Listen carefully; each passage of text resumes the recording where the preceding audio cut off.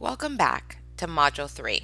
Today we're going to discuss skills to address workplace conflict and improve communication and interpersonal relationships. Let's take a look at Chapter 5. In Chapter 5, we will discover self-awareness strategies.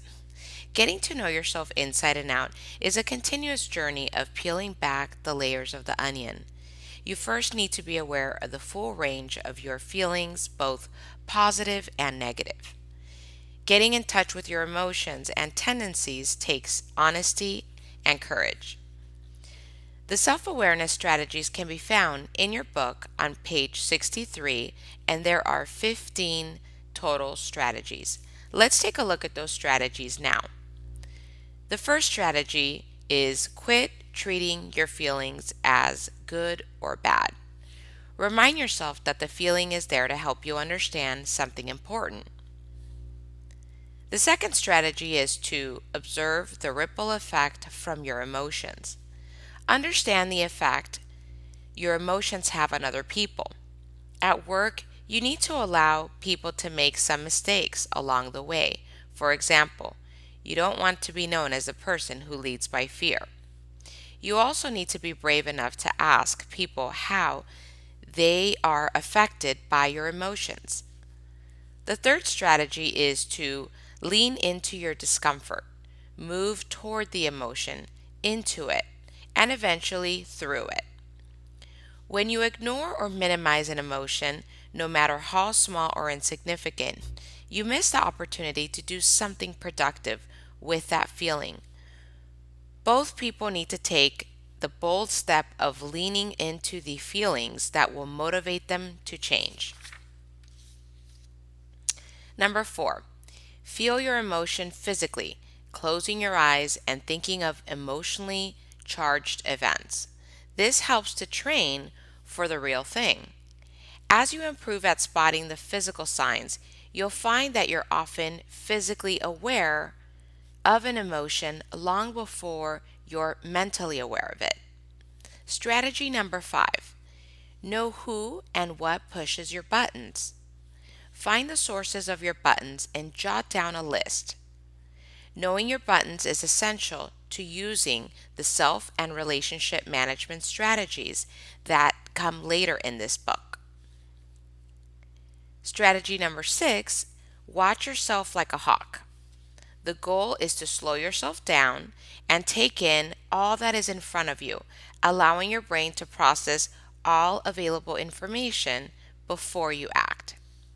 Strategy number 7, keep a journal about your emotions. This is a good time of year. It's the beginning of the year. The biggest challenge to developing self-awareness is objectivity. Number 8, don't be fooled by a bad mood. Remind yourself that your moods are not permanent. When you're stuck in a down mood, it's not a good time to make important decisions. Number 9, don't be fooled by a good mood either. This leaves you far more likely to make impulsive decisions that ignore the potential consequences of your decisions. Number 10, stop and ask yourself why you do the things you do. Emotions serve as an important purpose. They clue you into things that you'll never understand if you don't take the time to ask yourself why. For example, can you remember the first time you reacted like this and with whom? Number 11, visit your values. As you run around struggling to check your daily to-dos off your list, it's easy to lose sight of what's really important to you, your values, your beliefs. Now, write them down. As an exercise, take a sheet of paper and separate into 2 columns. On the left side, list the core values and beliefs. On the right side, write anything you've done or said recently that you are not proud of. Ask yourself, what are the values that I wish to live my life by? Consider alternatives of what you said and did and would have made you proud of yourself or more comfortable. Repeating this exercise daily and monthly will help increase self awareness. Eventually, you'll find yourself thinking of the list before you act, which will help you make better choices. Number 12, check yourself.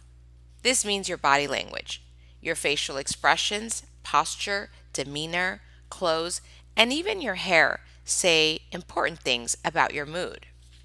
Number 13, spot your emotions in books, movies, music. Number 14, seek feedback. Ask for feedback and look for similar in other people. This will show you other people experience you in different ways that you may think people experience you. It also helps you see how your emotions and reactions affect other people. And the last one, number 15, this strategy is getting to know yourself under stress.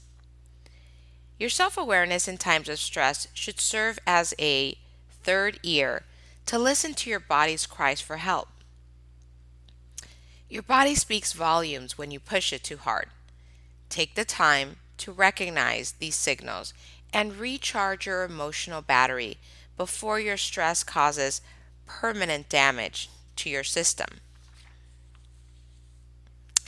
This completes Chapter 5.